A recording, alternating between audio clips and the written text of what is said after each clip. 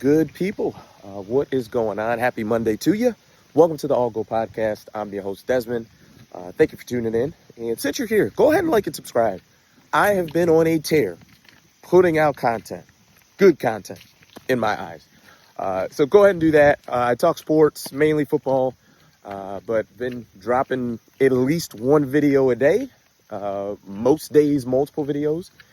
And that's about it. I'm an old Division III washed up football player. So want to talk about the parity of the NFL and how good teams do lose to bad teams in the NFL. At the end of the day, no matter who you're playing, right, the guys on the other team get paid to do the job just like you do. So even if you're a good team, you can lose to a bad team. It's football. Things happen, turnovers, fluky plays. Like, there's just so much that impacts winning. Turnovers obviously being very high on that list. But there's just a lot that goes into it. Guys that, your third down conversions and, timely stops, those types of things. Holding teams to field goals versus touchdowns. So there's a lot of different ways that can happen. We see it, every year, no matter how bad a team is.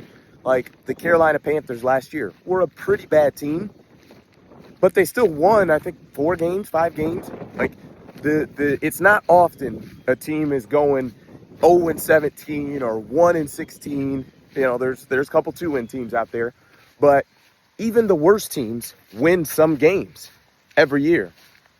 So when you see the Green Bay Packers, who I think was Vegas's pretty high on the list Super Bowl champion going into the weekend, lose to the Cleveland Browns, it is a bit shocking because of how well they played in their first 2 games.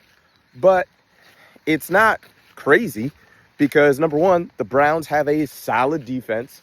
And I think for Jordan Love, he can be a little bit streaky. When he's on, he's a top 5 quarterback in the NFL.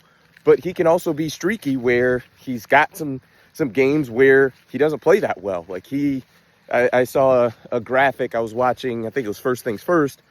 But, I mean, if you basically take his career since he's been starting in 9-game chunks, it's a different guy every 9 games. Like the first 9 games, he was pretty bad.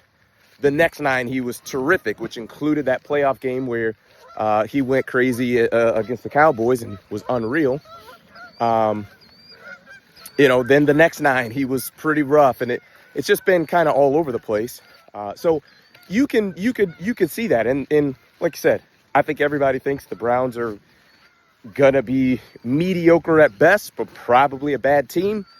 When you don't have your quarterback situation figured out, it's going to be a mess 9 times out of 10, and they don't have theirs figured out. They've got Flacco, who is a good stopgap, but if you're starting Joe Flacco for 17 games, you're at this age, you can only go so far.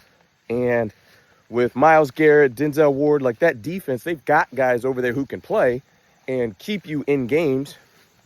Hence the win that they ended up getting. So my point being, it's not nuts that Green Bay loses to Cleveland. I know no one probably predicted that, but it was a road game, their first road game, if I'm not mistaken, of the year. They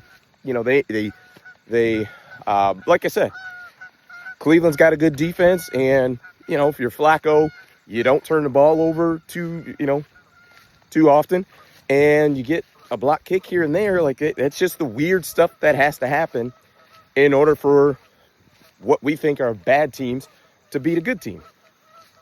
So that's not crazy, right? Even the best teams aren't going 17-0, right? The Chiefs went 15-2 a year ago. They're 14 wins. It happens. Like, you're going to drop some games. But on the flip side of that, when you're the Atlanta Falcons and you lose 30-0 to the Carolina Panthers, that's that's a conclusion and a judgment. That's awful. There's just really no way to put it, especially with the personnel that the Falcons have. They've got Michael Penix. And here's the thing I do not understand, and I've got to go do some research on who the Falcons offensive coordinator is, but the lack of touches that they give Bijan Robinson is unreal. He is a guy who should be getting a minimum of 20, I would say, in my heart I want to say 25 touches, but let's go 22 just to bring it down just a bit. He should be getting 22 touches a game, and for some strange reason, the OC for the Falcons likes to use him as a scat back. I think he might have had 18 touches this past game, and the week before that, I mean, in week 1, I'm pretty sure the first touch he had, he went like 60, 70 yards on a check down and scores a touchdown. I mean, he's super explosive, and it seems to be the one guy you don't want to give the ball to. And I just really don't understand it. You have an OC who's just kind of overthinking this thing.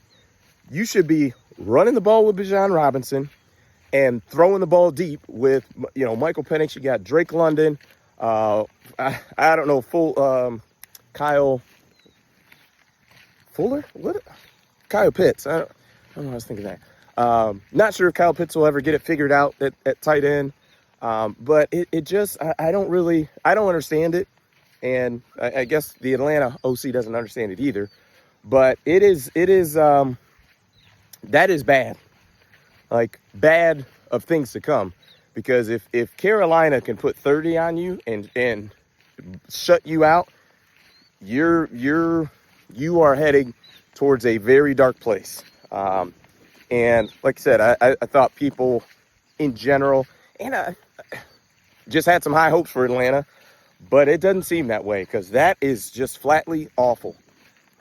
So we'll see what happens, but I feel awful with Atlanta.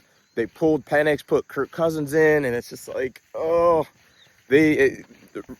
signs pointed to, well, they're looking to trade Kirk Cousins and get him, somewhere else. But now they're talking, they want a premium draft pick, which in my mind says first or second round. And they want that team to absorb a lot of his 2025 guaranteed salary.